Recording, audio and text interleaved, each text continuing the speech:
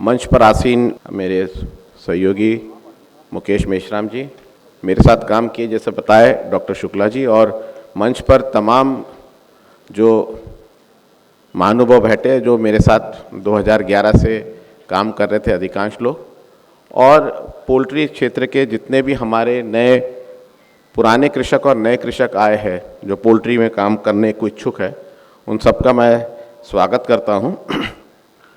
2011 के पहले भी थोड़ा अनुभव था, क्योंकि जब आप मुख्य विकास अधिकारी होते हैं, मैं भी था, मनोज सिंह साहब भी थे और मुकेश भी उस पद को सुशोभित किए, तो काफ़ी ग्रामीण क्षेत्र में और ग्रामीण क्षेत्र से जुड़े जितने भी सेक्टर्स हैं, कृषि पशुपालन वगैरह में हम लोग काम करते हैं।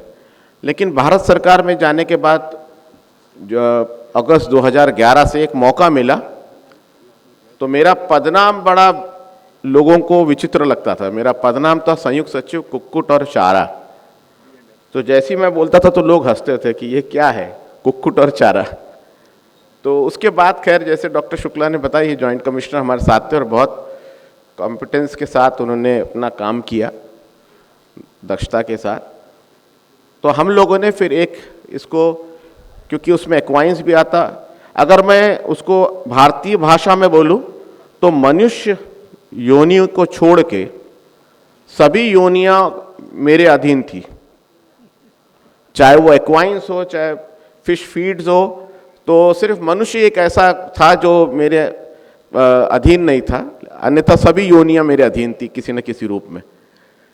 क्योंकि चारा भी बहुत महत्वपूर्ण है, कृषि जो कृषक होता है उसको समझ में आता पशुपालन के कि चारा कितना महत्वपूर्ण है। अगर हम भैंस पालन की या अन्य सेक्टर की भी देखें तो अगर आप उनको चारा और कुछ बेसिक ट्रीटमेंट जैसे डीवर्मिंग वगैरह कर दे तो आपने करीब करीब 75% अपना लक्ष्य प्राप्त कर लिया।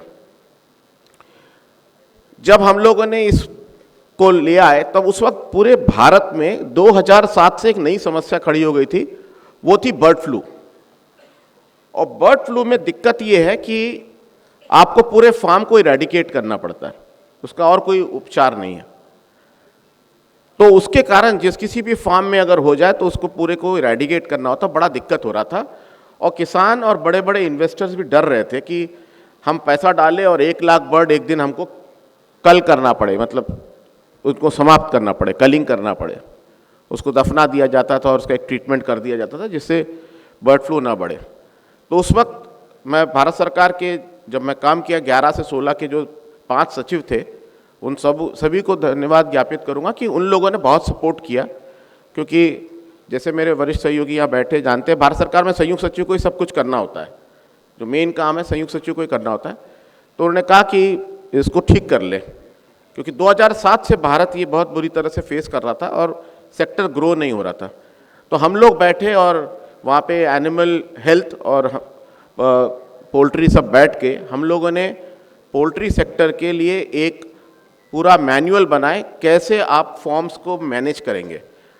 कोई भी जैसे ह्यूमंस का होता है कि अब हम जाते हैं आजकल अच्छे अस्पताल में तो आपको वह अंदर जाने नहीं देंगे, आपको सैनिटाइज होके जाना पड़ेगा। ये उतना ही आवश्यक है पशुपालन में, चाहे वो किसी भी प्रकार का हो।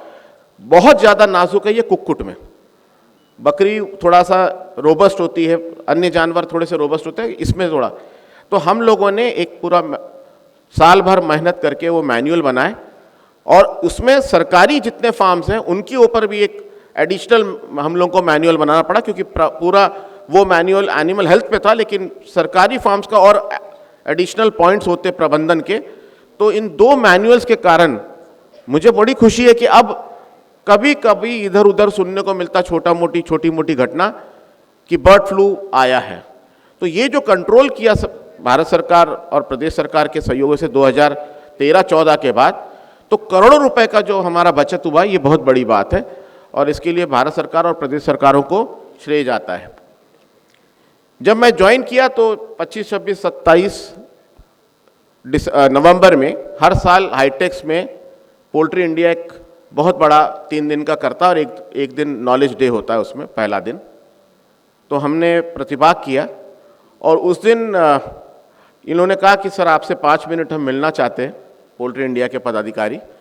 तो क्योंकि हम जहाँ जाते थे उस प्रदेश के भी समस्याओं को सुनना पड़ता, तो हम लोग सेक्रेटेरिएट गए थे और सेक्रेटेरिएट से लौटने में थोड़ा सा विलम्ब हुआ, तो ये लोग रुके हुए थे। तो जब बैठक हुई तो उन्होंने कहा सब बस 2-5 मिनट। मैंने कहा ठीक है कोई बात नहीं। हम लोग बैठे और चाय वाय आई और उस पर बातचीत शुरू हुआ। मैंने कहा देखो आपका पोल्ट्री आज कितने करोड़ का है? तो उन्होंने कहा सर 40,000 करोड़ का। हमने कहा कि देखिए मैं आपको सब्सिडी तो नहीं दूंगा, लेकिन नॉन टैरिफ बैरियर्स आपके है वो हम सब हटा देंगे और जो जहाँ नॉन सब्सिडी वाला एरिया है उसमें हम आपके साथ रहेंगे। उन्होंने कहा सर डन। और मैंने कहा आप ये वादा करो कि जब मैं छोड़ूंगा 3 अगस्त 2016 को तो आपका सेक्टर कितने पे होगा, आप पैसा घर नहीं ले जाएंगे, आप इंडस्ट्री में प्लाउ बैक करेंगे। तो उन्होंने कहा बिल्कुल करेंगे सर। और मैं एक बात देखा हूं, आज तक मैंने कई इंडस्ट्री एसोसिएशंस के साथ काम किया हूं, लेकिन पोल्ट्री सेक्टर की इंडस्ट्री जो है उसके बराबर कोई इंडस्ट्री मैंने आज तक नहीं देखी। ये लोग गवर्नमेंट से बहुत ज्यादा अपेक्षा नहीं करते, लेकिन हाँ जो उनको जरूरत है वो आपके पास आती है। इनका एक बहुत बड़ा प्रॉब्लम होता है मेज का, सोया का, पोल्ट्री फीड के लिए। तो रेट जब बढ़ जाते हैं तो बड़ा दिक्कत होता है। इसके लिए नहीं, केवल अपने दुग्ध उत्पादन पे भी फर्क पड़ता है। तो हम लोग के हाथ में ही था, जो कुक्कुट चारा के पास ही था मेज का इंपोर्ट वगैरह। तो तत्कालीन कृषि मंत्री जी को बोलते ही उसी दिन बैठक होती थी और मेज इंपोर्ट्स पे और उसके जो भारत सरकार के टैक्सेशन को एडजस्ट किया जाता था जिससे रेट्स में गिरावट आए। इसके बाद जब ये बात हो गई तो उन्होंने कहा सर 80,000 करोड़। मैंने कहा डन। और उसके बाद कब ये नहीं कह सकता पोल्ट्री इंडस्ट्री, और मेरी भी कोई शिकायत नहीं है, क्योंकि उन्होंने अपना वादा निभाया और हमने अपना वादा निभाया। और जब मैं निकला तब 1 लाख करोड़ की इंडस्ट्री थी, आज शायद 2.5 लाख, अब 2.5 लाख करोड़ की है, 3.5 लाख करोड़ की इंडस्ट्री आज ये हो गई है। तो ये 40,000 से कहानी शुरू हुई, 1 लाख पे मैं था तब समाप्त हुई। लेकिन अभी मैं पोल्ट्री इंडिया का एक प्रोग्राम, पोल्ट्री इंडिया का नहीं था, पोल्ट्री फेडरेशन का प्रोग्राम लखनऊ में था, तब ये 3 करोड़ की इंडस्ट्री हो गई थी, आज 3.5 करोड़ की इंडस्ट्री हो गई है। ये बहुत बड़ी बात है। लोगों को लगता होगा कि छोटी सी चिड़िया है, डे ओल्ड चिक बहुत छोटी सी होती है, लेकिन इसमें बहुत दम है। जैसे कि मुकेश मेश्राम जी ने सही कहा, ये बहुत अच्छा न्यूट्रिशन है। This is the purest form of protein and very simple protein, easy and it has many health benefits। और इसीलिए हम लोग ने वर्ल्ड एग डे, हिंदुस्तान मनाता नहीं था, 2012 से हम लोग ने वर्ल्ड एग डे मनाया। आपको ताज्जुब होगा दिल्ली में कहाँ मनाया होगा, आप गेस नहीं कर पाएंगे, तिहाड़ जेल में। तिहाड़ जेल में वर्ल्ड पोल्ट्री एक नॉर्थ रीजन का हुआ था, सदर्न का हैदराबाद, बैंगलोर ऐसे जगह हुआ था, बैंगलोर में हुआ था शायद।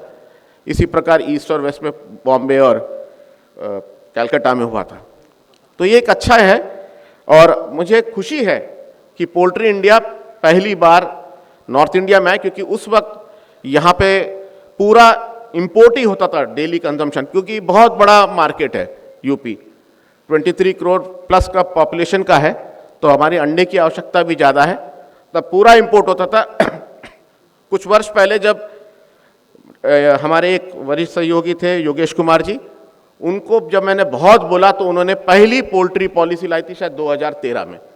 तो 2013 में आए थे और तब 2-3 वर्षों में 300 पोल्ट्री फार्म्स लखनऊ में और लखनऊ के आसपास, पूरे उत्तर प्रदेश में स्थापित हो गए थे, सहारनपुर से लेके यहाँ तक।